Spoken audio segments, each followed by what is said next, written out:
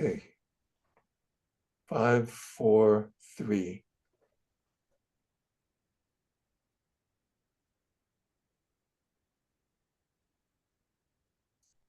Today is March 20th, 2025. My name is Robert Levine. I'm the editor of Trends in Global Grassroots Organizing of We the World, and welcome to We Show. It's part of We the World, which provides a vehicle for connection, interaction, and opportunity for unprecedented collaboration between people, organizations, and movements.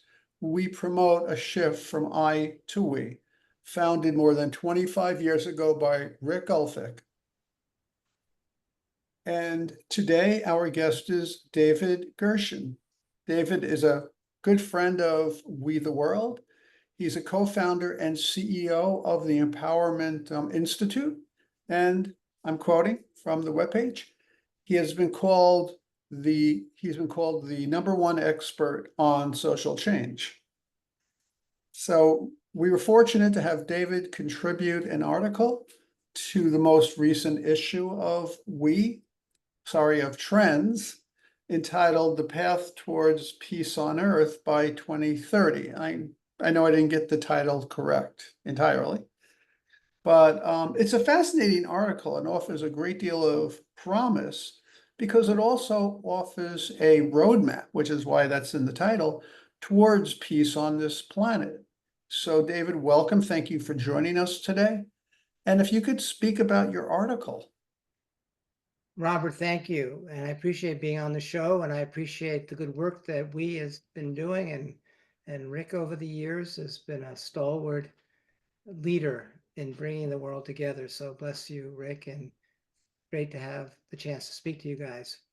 So, well, the article is really a description of our moonshot. We call it Peace on Earth by 2030, a moonshot for humanity. And the idea behind it is that with the right strategy, with the right tools, we can actually do something unprecedented in terms of change. And the movement that we have built grows out of my experience in 1986, where we passed the torch of peace around the world and engaged 1 billion people through the media, 25 million people on the ground, 45 leaders of the world in 62 countries, as part of the International Year of Peace in partnership with UNICEF. And wherever the torch of peace went, wars stopped, and the world was united as one. And that was an initiation for me. It showed me that so much more was possible than any of us ever imagined. Certainly I had never imagined. And it gave me the impetus to continue on that path. I call it the way of peace, to learn how to actually finish the job. And about 5 or 6 years ago, I had completed, I think, the course of study that I'd given myself, which was to learn the rest of the skills I needed to do that, which really was a lot about behavioral change, community empowerment, large-scale organizing, tipping point strategies, among other things. And I felt ready to take the torch up again, symbolically in this case, and I launched this initiative. And we now have had about almost 3,000 people go through the peace game. They've taken somewhere around 70,000 peace actions in some 59 countries and about 1,500 cities. And it's 567 cities, and it's getting traction. We have many partners, including Rotary, the African Union, and many, many others. So we're on a path, and our job is to convince 40 million people, that's the tipping point, 1/2 of 1%, to say yes to playing the peace game and holding the intention that peace on earth by 2030 is possible. Let me pause. I mean, I could say much more, but that's a start. What makes your article exciting, and of course the work you're doing exciting, is that it contradicts the assumption I've heard all my life from so many people saying that it's just a pipe dream. You can never really achieve world peace. It's not possible. And of course, I've always believed that the first step in achieving peace is believing it's possible. And I think by offering this roadmap, you're sort of making, I think you're starting to make people realize it is possible. It's something we can do. You're very astute in saying the very first step. Oops, I think I need to close my shades because the light is, well, that must be a signal from the universe, but you won't be able to see me. So, well, now the light. Now we can. Well, Be right back. okay. So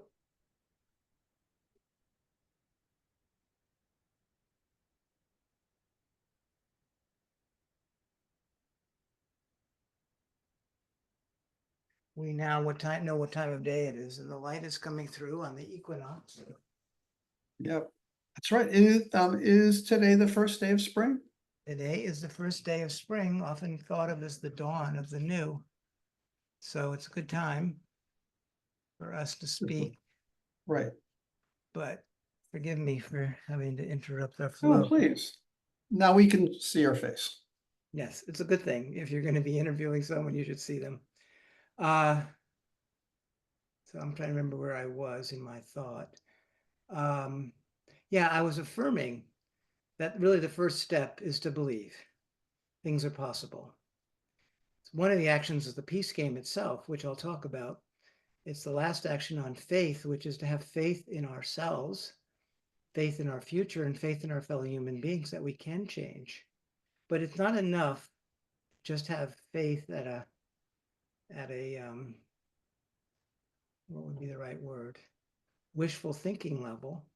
We actually have to know how we can make the change, and then that strengthens our faith because we see a path, to your point about roadmap. I mean, we still need to have faith in general to even go on the journey, but then it gets a lot easier when we can see how it gets from A to B. And that's what this path that we've built describes. Can you talk a little more about the peace games, what goes on? You bet. Give us a little more detail. Well, the peace game grew out of the learnings from the first Earth run. We discovered that there were 7 strategies that enable the world to succeed in this venture for 86 days to have peace on Earth, which of course is a pilot, if you will, for a longer term journey of peace on Earth. And we distilled the learnings into 7 actions. And then we distilled those actions into a set of practices and a set of frequencies, meditative frequencies that go along with the physical practices of these 7 actions. And I can share with you, if you wish, the app that shows the actions and walk you through those 7 actions, if that would be. Yeah, please do. Please do. Because I think it's easier to see something and then you can understand it better. So these are the 7 peace actions. So I can walk you through them briefly. The first action is really learning how to have agency itself. This is the beginning of the step towards believing something is possible and learning how to build intentions and learning how to really manifest what you wish as an agent of change. Without that, it's hard to be successful. Then the action 2, 3, and 4 on oneness, unity, and cooperation are the peace building actions themselves. And again, these came out of our experience and I distilled them, but they were empirically demonstrated through the experience of the first Earth run. So the oneness action is learning how to befriend the other. So in order to do this action, you have to figure out all the people that you've othered in your life. This is not a walk in the park playing the peace game. It may sound peaceful, but it is in some way peace inducing, but you have to work at it and learn things and do things that take you out of your comfort zone. So befriending the other. Who do you other? Because they see the world differently, because they're a different political position in the world, because they're a different race or culture or country or whatever. The second of the peace actions on unity is learning that to find, instead of that which divides and separates us, what celebrate, what brings us together. Learn that which we can share in common, and then learn how to celebrate that. It's a very different worldview than many of us have. And so you learn the practice of unity. The third action is on cooperation, and this is learning how to work together for the common good. I know that we is all about collaboration. So this is the practice of cooperation and really helping people to design and build partnerships with other people. You know, it could be as simple as your family members or neighbors, or more, systemically, a social change project. And then we move in actions 5 and 6 on abundance and love. We call these the field building actions. The abundance action is literally looking for organizations that are furthering oneness, unity, and cooperation, and supporting them with your time and your money. So literally building the field of peace, but in a particular context, which is a positive peace, as opposed to getting rid of bad things, but moving towards good things that we think are the critical actions to build peace on earth. Action 6 is on love, and this is really about the action of praying for and visualizing peace on earth, so the energetic level of change through our intentions, our prayers, our visualizations. And then action 7, as I mentioned earlier, is on faith, which is engaging others to play the peace game to get more people involved, but also have faith in yourself and faith in our future, which is a endangered species, literally, no pun intended. We are an endangered species, but faith in our future is an endangered species as well. And then when you open the actions to look at them, they're divided into 3 parts. A learn part, where you learn about the action that you're about to take, give you opportunities to explore how you might take the action. Family member you try to avoid, an acquaintance, friend, or relative, or neighbor with whom you have a conflict. So these are the types of actions that befriending the other asks of people. We partnered with Good Morning America on our journey, and then they showed us going around the world. And so this is some of the video footage of that. And then this is the meditation that helps you cultivate that. Then you go to the plan, you make your plan, try to take the action, set your goal, decide how many people you're going to befriend, how much time you want to devote to it, and you get a peace medal according to your investment of time and your accomplishment. And then you create a plan. You start with how you want to grow to get people on the journey, a transformative journey like this. They have to find value besides just the right thing to do. So this is a transformational journey, and they grow tremendously through the process. Then they create their plan. Then they put it in their calendars, and then they look for how they want to get support. They do this as a peace team of 3 on the online game. Then they take the action.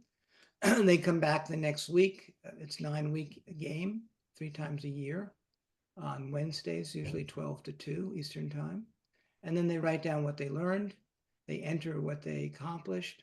And that's the process. And then we have a scoreboard. There's many other things. I won't go into all of it. But these are the number of players, the number of peace actions they've taken, the number of cities, which I identified earlier, a number of countries that are involved. And you can see by action, by far, befriending the other is the most popular, followed by engaging others, which is a good sign. And then you keep track for yourself as a team, and you keep track for yourself as an individual. So there's more, but I'll leave it at that. Thank you for sharing that. It's exciting going through the steps with you, and seeing how it is a process, because I think that is an important lesson, that we're not just going to, as you said, we're not just going to achieve peace by wishing it. You have to believe something is possible before you can do it, but then you've got to do the work. Precisely. And what I'm glad to hear is that you are getting recognition even from the mainstream media. Well, that was the past, the Good Morning America partnership, but we also are getting recognition in lots of ways now. I mean, the bottom line is we are in a turbulent time. A lot of people are throwing their arms up and saying, now what? How do we move forward? But when there is a breakdown, and the old systems are deconstructing, there's also therefore an opportunity, because nothing is stable, to create Mhm. new. And so we are part of that new in a very pragmatic way. And peace game is still a step one. Step two is to then scale that in your community and create what we call peace on earth zones. And we're looking to have 10,000 of them, one in every city. And that's the delivery system, cities, for scaling this worldwide. And part of what happens when you start to bring it into a city and learn how to cooperate for the common good across the sectors, private, civic, and public sectors, is that you can produce outcomes that you can't currently produce because everyone's siloed.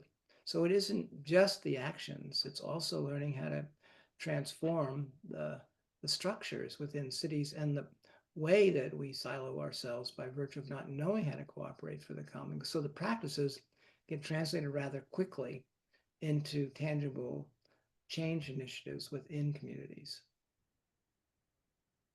Yeah, because one of the things that I'm glad that your work does is bring the attention that the change occurs, I mean, not at, not at the level of governments, but at the level of people organizing. Such as we've seen over the last many decades of people coming together, civil rights, the anti-Vietnam War, the nuclear disarmament, a movement, people gathering, making change. So on that same level, what, especially as you outline in your article, it's people coming together to start to make these changes happen. Well, and that's the heart of change. Change doesn't ever comes from the top. I mean, at best, I call it 1.0 and 2.0, which I can spend a moment on in a little bit. But Mhm, basically, well, let me spend a moment on that. mhm. So there are two ways to think about change, if one thinks about change at all. Uh, and I'll go into that in a moment, but let me lay out the big picture, because the peace game and peace on earth zones and this moonshot are based on a specific theory of change that we've built out over many decades, which is what enabled the first Earth Run to be successful, among other things. So the world is a function of our social systems, healthcare, education, political, economic, among others. When those social systems are unable to perform against the expectations placed on them by the people who use them, they start to become destabilized and break down, perturbate, and then they either become dysfunctional or marginally functional. I mean, our political system in Washington is an example of that for Americans listening to this. So the downside is the systems are no longer able to perform, but the upside is that when the systems start to break down, they start to and destabilize, they become unmoored from that which keeps them in place. So they're no longer firm, which means that you can also evolve them to a higher level of performance and social value, which we call second order change. And I wrote a book called Social Change 2.0 on how to do second order change. And this peace movement we've built is a second order change peace strategy. And let me compare it to first order change. So first order change is what most people think about when they think about change, which is passing laws, so command and control, financial incentives and disincentives, so paying people to change or penalizing them if they don't change, awareness campaigns telling someone what to do, and if they, hopefully they will do it. In most cases, we don't act on what we know. And the fourth is protest. And when a system is broken, when the whole collective of systems are broken, which is the state of the world right now, we have opportunity to do this transformation, but people need to know how to do it. So the peace game, if you can't get results from any of those, what it gets people to actually change and scalable change is a vision big enough, exciting enough to pull people, and the tools to manifest that. So peace on earth by 2030 is the pull, the moonshot, if you will. The peace game, the peace on earth zones are the means, And so when you give people a vision that excites them, that pulls them, and then you give them the means to implement them, and if the means to implement them is also making their life and their community better and the world better, then you get traction. And that's what our Peace on Earth by 2030 moonshot is designed to do, and why I think it's getting good results so far. Well, it's definitely, that's definitely exciting. Well, thank you. No, it's forming community, it's networking. It's and it's international because, well, we live on one world. And we can Yeah. only make the change if we make it together. Maybe that would have been different a century ago, but now with global communication, with instantaneous communication, and the sharing and the making, So as far as so if somebody wanted to get involved in the Peace Games, be involved with your organization and your work, how could they do that? Well, they go to peace2030.earth. That's the website. And there are at the top of the website the next games that are getting teed up. The next one is in April. It starts April 13th. This is a game that we're doing in China, actually. So it's going to be primarily Chinese and Asian, but it's available to people here as well. And that would be it starts Saturdays. It's 6 to 8 Pacific time, so 8 to 10 New York time on a Saturday, starting April 13th. And then the other one, which is our standard game, is on May 14th, and that is a Wednesday, 12 to 2 p.m. Eastern time. And you'll see all that. And there's also information meetings on our website, on the very top of the website, where I could explain this in more detail for those that want to learn more, and for people to bring others to hear about this and learn how to do it. Great. Well, David, thank you so much for discussing this very important work with us. And thank you again for contributing to Trends in our latest issue. This is just such valuable information. Thank you for sharing it. You're welcome. My pleasure. And thanks for your invitation and for all the good work you guys do. Yeah, no, and we will continue to. This is important work to support. And at the core of all of this work is the collaboration between individuals and organizations. Exactly. And that's at the heart of what the Peace Game and Peace on Earth Zones and the larger movement we're building achieves. So I guess we'll let it go for this evening. I hope our audience goes onto your websites, learns more about, and does take part in the Peace Game. Thank you. Thank you. And again, this is a show from We the World. If you'd like to find out more about We the World or to make a donation, please go on our webpage, we.net. And I'm Robert Levine, the editor of Trends in Global Grassroots Organizing. You can get our magazine by going to trends.we.net, and you'll learn more about David's article in our most recent issue and all the other important work being done around the world, because we have writers from the US, Africa, from every corner of the globe. So once again, thank you so much, and we look forward to seeing you here again. Thank you, Robert. Be well. You too.